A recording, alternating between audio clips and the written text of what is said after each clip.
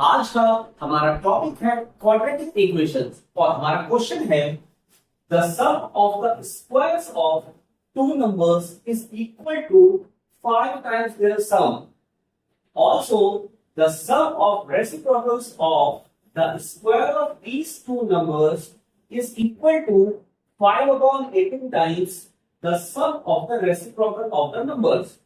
Find the numbers. चलिए start करते हैं. Let the numbers be x and y. मान लेते हैं हमारे नंबर्स हैं x और y. तो अकॉर्डिंग टू क्वेश्चन पहली लाइन क्या बोल रही है? The sum of the squares of two numbers is equal to 5 times their sum. The sum of the squares of two numbers is equal to 5 times their sum. तो ये हमारा first equation हो गया. अब सेकंड इक्वेशन, सेकंड लाइन क्या बोल रही है? Also the sum of reciprocals of the square of these two numbers. इन दोनों नंबर्स के स्क्वायर का जो रेसिप्रोकल है it is equal to 5 upon 18 times the sum of the reciprocal of the numbers. It is equal to 5 upon 18 times the sum of the reciprocal of these two numbers. ये हो गया हमारा equation number 2. चलिए second equation से start करते हैं. हमारा second equation है 1 upon x square plus 1 upon y square equals to 5 upon 18 times 1 upon x plus 1 upon y. अब x स्क्वायर और y स्क्वायर का एलसीएम होगा x स्क्वायर y स्क्वायर, इनका प्रोडक्ट. तो इसको लिख सकते हैं नीचे x square y square. y square multiplied by 1 is y square, x square multiplied by 1 is x square.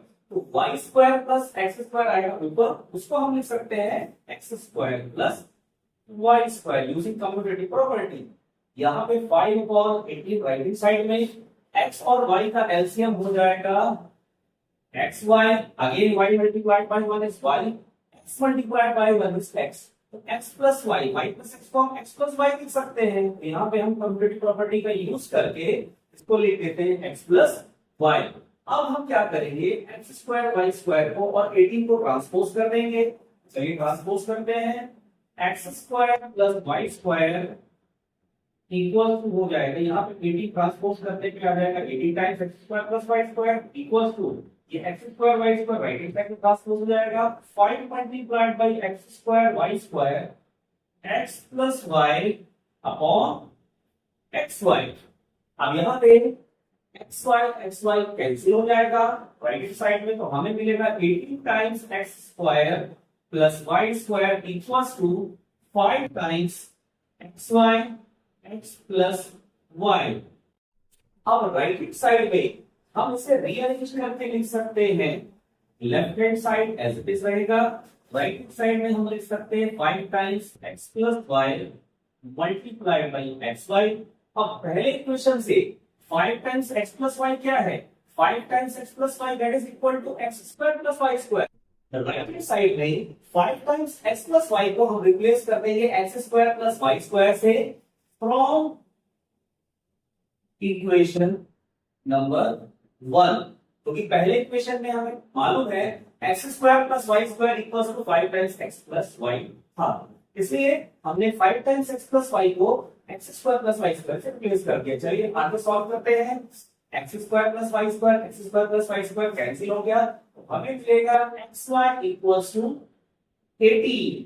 हमें xy की वैल्यू 18 मिल गई है. अब आगे हम अलजेब्रिक आइडेंटिटी का यूज करेंगे. We know that x plus y whole square equals to x square plus y square plus 2xy. अब फर्स्ट इक्वेशन से हम x square plus y square को रिप्लेस कर देते हैं 5 टाइम्स x प्लस y से, और अभी अभी हमें xy की वैल्यू 18 मिली है, तो अब xy की जगह 18 पुट कर देते हैं. यहाँ पे हम लिख सकते हैं फ्रॉम इक्वेशन 1 एंड 3. इसे हम इक्वेशन 3 कंसीडर कर लेते हैं. हमें मिलेगा x प्लस वाई का whole square equals to 5 times x plus y plus 36. हमें मिलेगा x प्लस वाई का whole square minus 5 times x plus y minus 36 equals to 0। अब ये एक क्वाड्रेटिक इक्वेशन के फॉर्म में है। यहाँ पे हम x प्लस वाई को a से रिप्लेस कर लेते हैं। Let x plus y equals to a। Therefore हमारा जो ये इक्वेशन है क्वाड्रेटिक इक्वेशन, क्या बन जाएगा? ये बन जाएगा a square minus 5a minus 36 equals to 0। चलिए इसे स्प्रेडिंग मेथड से सॉल्व करते हैं। a square minus 9a plus 4a minus 36 equals to 0। Minus 9 plus 4 होता है माइनस 5, माइनस 9 इंटू 4 होता है माइनस 36। पहले दो टर्म्स में से हम a कॉमन निकाल लेते हैं, लास्ट के दो टर्म्स में से हम 4 कॉमन निकाल लेंगे। हमें मिलेगा a minus 9 multiplied by a plus 4 equals to 0। Firstly if a minus 9 is equal to 0, तो हमें मिलेगा a equals to 9। Secondly, if a plus 4 equals to 0, a equals to हमें मिलेगा minus 4। केस 1, अगर हम a equals to 9 लेते हैं तो a को रिप्लेस कर देते हैं x प्लस वाई से, क्योंकि हमने माना था x plus y equals to a की जगह हमने रिप्लेस कर दिया x plus y equals to 9 हो जाएगा। तो हमारा y हो जाएगा 9 माइनस x ट्रांसपोज करने पे। इसे हम कंसीडर कर सकते हैं इक्वेशन नंबर 4। और हमें मालूम है we know that from equation number 3 we know that xy equals to 18। अब यहाँ पे हम y की वैल्यू पुट कर देते हैं। x multiplied by 9 minus x equals to 18। चलिए इसे हम सॉल्व करते हैं। ये कैसे आया? हमने y की जगह 9 माइनस एक्स ले लिया फ्रॉम इक्वेशन 4। इक्वेशन 4 से हमने y की जगह 9 माइनस एक्स ले लिया है। अब इसे सॉल्व करते हैं। 9x minus x square equals to 18। चलिए 9x माइनस एक्स स्क्वायर को राइट हैंड साइड पे ट्रांसपोज कर देते हैं, तो हमें मिलेगा x square minus 9x plus 18 equals to 0। हमने माइनस एक्स स्क्वायर को राइट हैंड साइड में ट्रांसपोज कर दिया है और प्लस 9x को भी राइट हैंड साइड में ट्रांसपोज कर दिया है, तो इनका साइन चेंज हो जाएगा। अब इसे हम इंटरचेंज करके लिख लेते हैं एलएचएस और आरएचएस को। X square minus 9x plus 18 equals to 0 हो जाएगा। ये स्प्लिटिंग का टर्म से सॉल्व करते हैं, तो हमें मिलेगा x square minus 3x minus 6x plus 18 equals to 0। Minus 3 minus 6 होता है माइनस 9, और माइनस 3 और माइनस 6 को मल्टीप्लाई करेंगे 3 6 18 प्लस 18 आ जाएगा।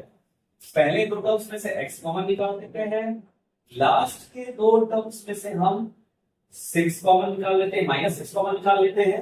अब यहाँ पे आंसर आएगा x minus 3 into x minus 6 equals to 0। अब फिर से दो कंडीशंस हैं।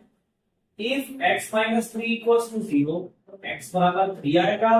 Second condition, if x minus 6 equals to 0, तो x इक्वल्स टू 6 आ जाएगा। अब अगर x इक्वल्स टू 3 है तो y क्या होगा?